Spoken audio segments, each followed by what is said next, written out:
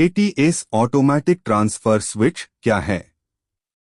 ATS automatic transfer switch एक ऐसा उपकरण है जो मेन सप्लाई, यूटिलिटी पावर और backup power DG set generator के बीच ऑटोमेटिक रूप से स्विचिंग करता है।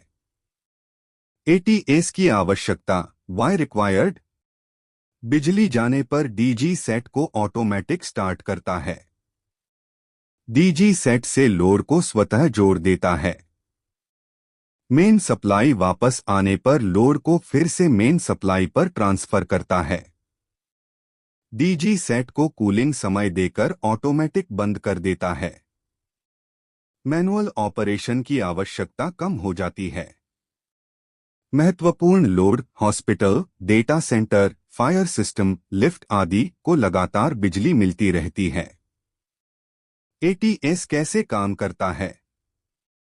एक नॉर्मल कंडीशन, मेन सप्लाई उपलब्ध रहती है।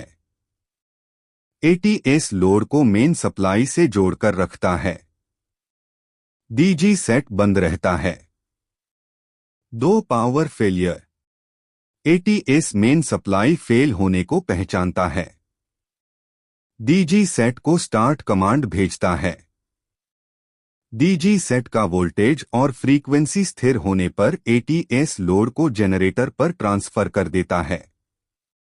3 power restoration, ATS main supply वापस आने को पहचानता है।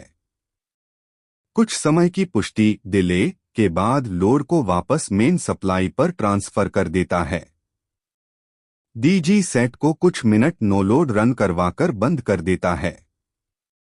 एटीएस के मुख्य भाग, कंट्रोलर, पावर कॉन्टैक्टर बटा motorised changeover, MCCB ACB, voltage sensing circuit, timer relay, indication lamps, control wiring.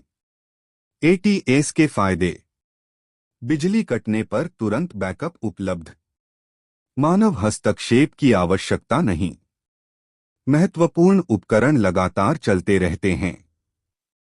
DG set का सुरक्षित संचालन, समय और श्रम की बचत।